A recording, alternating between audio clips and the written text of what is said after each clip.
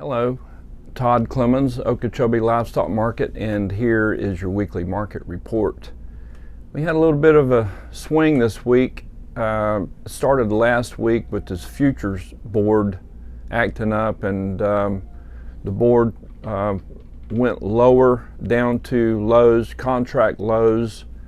Is this another minor adjustment? Is it a correction, or is it purely fact driven?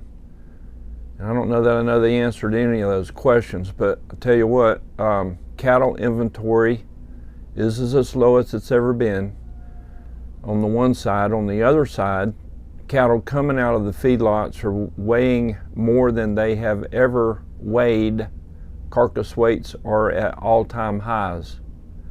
Packers have, over the last, well, probably this whole year of 2024, reduced their processing speeds, cut their chain speeds, and processed fewer animals on a weekly basis.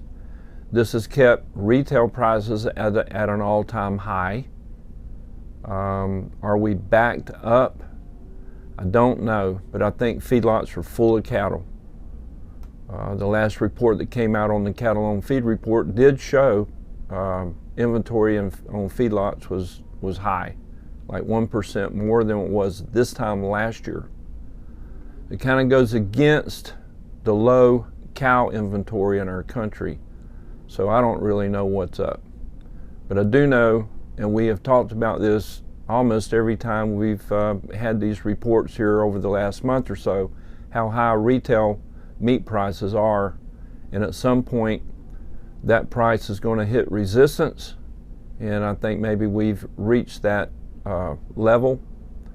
And I also think that inflation has reached to the point where people are just, they don't have any extra money to spend on luxury foods. I just saw a comment or an ad, I think it was, you remember the $5 foot-long Subway?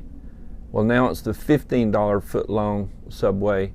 Yeah, I think I just maybe last week got a couple of sandwiches at the Subway there on the corner, pulled out a $20 bill to pay for them, and it was double that. So that's just a small example of what's going on. And I think that we have hit resistance at the retail level. I think that people are choosing other sources of protein, chicken, pork. So the one good selling point of beef still is hamburger, and it's selling like hotcakes. And that's why these cows and bulls are holding up their value as good as they are. They're still selling extremely high. But the futures board, the Chicago Mercantile Exchange, which is a for-profit business that you buy stocks on, commodities on, you buy cattle futures, live cattle, feeder cattle, corn, lumber, cotton, soybeans. You can buy the New York Stock Exchange. You can buy coffee, you can buy cocoa, you can sell it all on that board. And it's a very good way to, you don't have to run to the casino, you don't have to spend the gas to run to the casino and gamble. You can just get on your computer and use the CME board. And that to me is about what it is. It's gotten so one-sided that the only real thing that people do on this futures board is sell contracts, and nobody's buying, nobody's in the long positions, and there's no delivery at the end of the futures contract. So it's not being held accountable. It's all computerized. It's on algorithms. Once a contract goes to selling off, computers kick in and algorithms kick in, and the thing just tanks.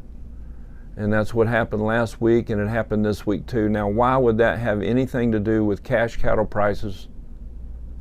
And why would that change the value of calves to the extent of maybe $100 a head over a 24-hour period? Doesn't make sense. But that's kind of what's happening. So I don't know. There's probably more questions than there are answers. But we've seen a little correction in this calf market. Calves were quoted $4 to $8 lower this week. Now, having said that, these 600-pound number one good steer calves, which we had a lot of really good calves here this week, we're still bringing 220 to 230 on those 6-weight calves. And the 5-weight calves are bringing 240 to 250. 4-weight calves are bumping up there around in the little upper 2s, bumping 3. So we're talking $1,200, $1,300 for these number one steer calves, and that ain't too shabby. That's pretty good. People are still happy with their checks. Heifers are still hanging in there, coming in there closer to the steer prices than they were before. There was a big spread. Heifers are tightening up that spread a little bit, especially on the replacement quality heifers. You'll see those heifers bringing as much as steers bring, sometimes even more. We saw some really good calves in here from smaller outfits, I guess, that don't keep their heifers, but number one type replacement heifers weigh in from 500 to 600 pounds that were bringing 250 to 260 a pound, just as good or more than what steers would bring. So again, that shows us that people are buying these heifers to make cows out of, and this herd is going to start building. And it's going to take some time. It'll be another couple years, I would say, before the numbers could come back up.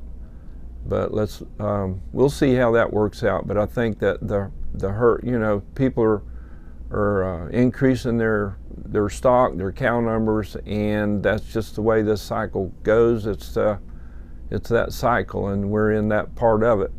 And we don't know if this is the top of the market. Like I said, it feels more like a correction, but I think it's got to do with consumer ability to pay for product, and I think it has to do with the economy. And there's I don't know if it's election year, and congratulations to all the candidates that won in the Florida primaries yesterday, and wish you guys the best of luck. And we hope that the good ones get in, and the ones we need get in, and the other ones don't. So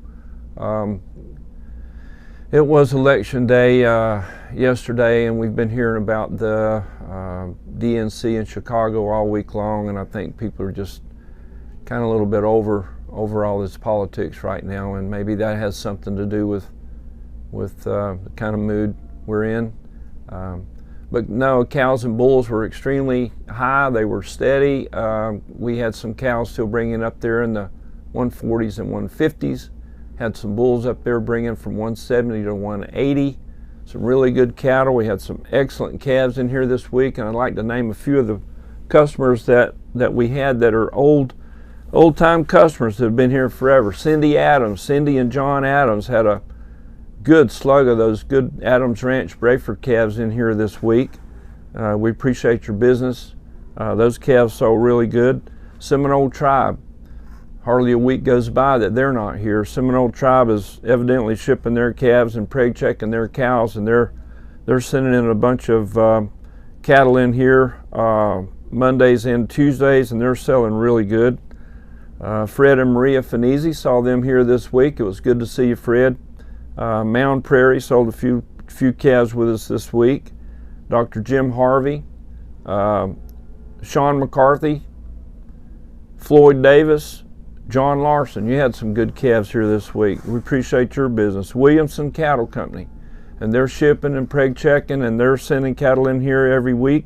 They had some good cows in here that brought good money. Fred Hart from S.Y. Hart and Sons sent some good calves in. Davy Dairy sells cows here almost every week. Long Shadow Ranch, Ray Smith from Vero sent in 112 head of calves, mostly Brangus type calves that were, I would call them medium flesh, probably 1s and 1.5s, and they sold really good. They grouped up, they were like peas in a pod, and they sold really well. We've got a special sale going on this Saturday, the Florida Elite Heifer Sale. This is the replacement heifer extravaganza week in Florida. So I think the Florida Cattlemen's Heifer Sale is this week, and then also here at Okeechobee is the Florida Elite.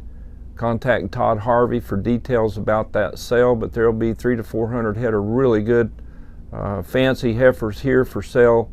If you need some replacement quality, there'll be bred heifers and possibly some open heifers too, I'm not sure, but mostly bred heifers. So I think that about covers the market report. We will have one more week of regular sales. I think next week is the last week of August, and then we'll be closed down Monday, Labor Day. I believe that's September the 2nd. That's a Monday. We will not be open. So don't bring your cattle in here on Sunday. Go to the rodeo. Don't bring them Sunday. You could bring them Monday afternoon if you want to, or bring them Monday for Tuesday's sale, but that's not this coming week, but the week after that for Labor Day. Well, there'll be no sale there Monday. High prices this week. Omaha Contracting right down there at Chansey Bay, right on the east side of the lake. Man, what a nice place that is. Good grass, good cattle. They topped the calf market with a little 205-pound steer calf that brought $5 a pound. That calf was bought by DNS. And on the slaughter cow side, LL Bar, LLC from Lake Placid, topped the cow market with a 1,310-pound cow that brought $1.64. And that cow was bought by Cargill. That's your market report. We appreciate you. Thumbs up, subscribe to our channel. We'll tell you what we think. May be right or wrong, but that's what we think. Thank you for your business. We'll see you next week.